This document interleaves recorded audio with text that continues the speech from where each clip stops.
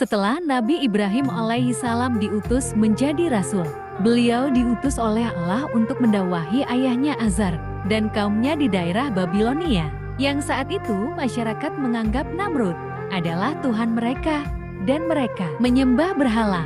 Nabi Ibrahim mendatangi ayahnya Azar. Beliau mendakwahi ayahnya, "Wahai ayah, mengapa engkau menyembah sesuatu yang tidak bisa mendengar, melihat, atau menolong?" Dan beliau alaihi salam mengajak ayahnya untuk menyembah Allah dan menauhidkannya. Namun Azar menolak, bahkan mengusir Nabi Ibrahim alaihi salam. Lalu Nabi Ibrahim mendatangi masyarakat Babilonia dan mendakwahi mereka, tapi mereka juga menolak dakwah beliau alaihi salam. Nabi Ibrahim alaihi salam mendatangi sebuah tempat ibadah masyarakat Babilonia dan membuat tipu daya terhadap patung-patung yang mereka sembah. Beliau alaihi salam menghancurkan semua patung-patung dengan kampak dan menyisakan satu patung yang paling besar dan menggantungkan kampak di lehernya. Keesokan harinya masyarakat Babilonia dikejutkan dengan serpihan-serpihan patung di tempat ibadah mereka yang telah hancur. Lalu penjaga tempat ibadah tersebut berkata bahwa yang menghancurkan patung-patung yang dianggap Tuhan oleh mereka adalah seseorang bernama Ibrahim.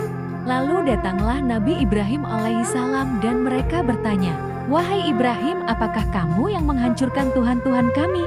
Nabi Ibrahim alaihi wasallam berkata, "Wahai masyarakat Babilonia, kenapa kalian tidak menanyakan kepada patung yang besar itu?" Masyarakat Babilonia mulai berpikir kalau patung-patung mereka tidak bisa apa-apa. Namun mereka tetap saja menolak dakwah beliau alaihi salam.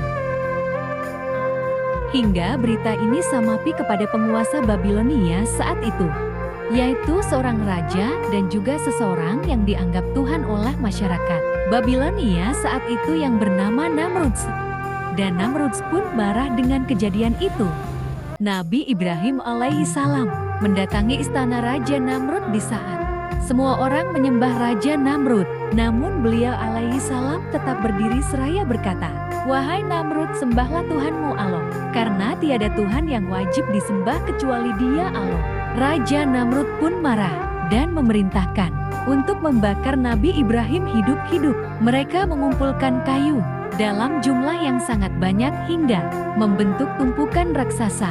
Api dinyalakan dengan begitu besar hingga panasnya terasa dari kejauhan. Nabi Ibrahim diikat dan diletakkan di sebuah manjanik ketapel raksasa karena mereka takut mendekati api tersebut. Saat hendak dilemparkan ke dalam api, malaikat Jibril datang dan berkata, "Wahai Ibrahim, apakah kau membutuhkan pertolongan?" Nabi Ibrahim dengan penuh tawakal menjawab, "Cukuplah Allah sebagai penolongku." Lalu Allah memerintahkan api itu, "Wahai api, jadilah dingin dan keselamatan bagi Ibrahim." QS Al-Anbiya 69.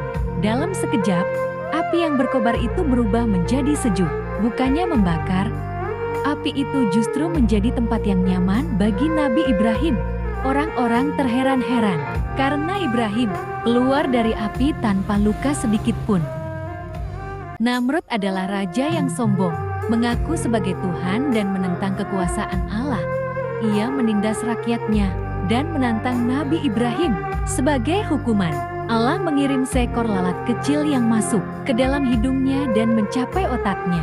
Lalat itu terus menggigit, menyebabkan sakit kepala yang tak tertahankan. Namrud mencoba berbagai cara untuk meredakan penderitaannya, bahkan memerintahkan pengawalnya memukul kepalanya dengan tongkat. Namun, semua usahanya sia-sia. Hari demi hari, rasa sakitnya semakin parah, tubuhnya melemah, dan rakyatnya mulai meninggalkannya. Setelah berbulan-bulan dalam penderitaan, Namrud akhirnya jatuh dan tergeletak tak berdaya di istananya. Lalat kecil itu terus menggerogoti otaknya hingga akhirnya ia tewas dalam keadaan hina. Kisah kematiannya menjadi pelajaran bahwa kesombongan hanya membawa kehancuran. Tidak ada kekuasaan yang dapat menandingi kebesaran Allah, dan setiap manusia akan merasakan akibat dari kesombongannya sendiri. Setelah Nabi Ibrahim berdakwah di Babilonia, tetapi tidak mau yang beriman kecuali sangat sedikit sekali. Allah kemudian memerintahkan Ibrahim untuk hijrah bersama istrinya Sarah, dan keponakannya, Lot. Ia meninggalkan Babilonia menuju tanah yang dijanjikan Allah.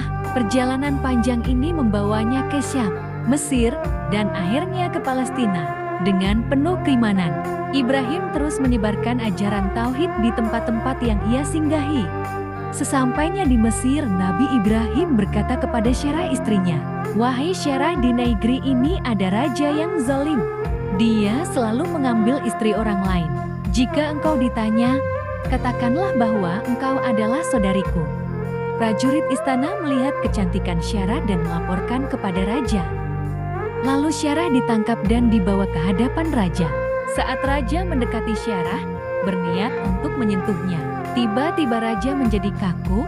Lalu raja bertanya kepada Syarah dengan nada ketakutan, "Wahai wanita, apa yang kamu lakukan kepada saya?" Syarah menjawab, "Saya hanya berdoa kepada Tuhan saya, Allah." Lalu raja ketakutan dan membebaskan Sarah dan menghadiahkan seorang wanita bernama Hajar kepada Sarah. Lalu Syarah pergi bersama Hajar kembali kepada Nabi Ibrahim alaihissalam. Nabi Ibrahim alaihissalam melanjutkan dakwahnya di negara Palestina. Waktu berlalu, Syarah alaihissalam tidak bisa memberikan keturunan kepada Nabi Ibrahim alaihissalam. Lalu Syarah alaihissalam memberikan Hajar kepada Nabi Ibrahim alaihissalam untuk dinikahi, dengan harapan Nabi Ibrahim alaihissalam bisa mendapat keturunan dari Hajar. Lalu menikahlah Nabi Ibrahim alaihissalam dengan Hajar, dan Hajar pun mengandung. Kemudian Allah mengaruniai seorang anak bernama Ismail. Syarah, sebagai manusia biasa, merasa ingin sama seperti Hajar yang memberikan keturunan kepada Nabi Ibrahim alaihissalam. Lalu Syarah selalu meminta kepada Allah agar ia dikaruniai seorang anak. Suatu hari Nabi Ibrahim kedatangan dua orang pria tampan, mengenakan pakaian bersih dan rapi yang bertamu ke rumahnya. Nabi Ibrahim menyiapkan hidangan daging kambing yang lezat dan menyuguhkannya kepada dua pria tersebut. Namun dua pria tersebut tidak mau menyentuh makanan tersebut. Lalu timbullah rasa takut dalam diri Ibrahim alaihissalam. Lalu mereka berkata, "Wahai Ibrahim, kami adalah malaikat yang diutus Allah, datang membawa kabar gembira untuk Syarah istrimu. Allah akan memberikan anak laki-laki yang keluar dari rahimnya yang bernama Ishak." Lalu lahirlah anak kedua Nabi Ibrahim dari rahim Syarah bernama Ishak.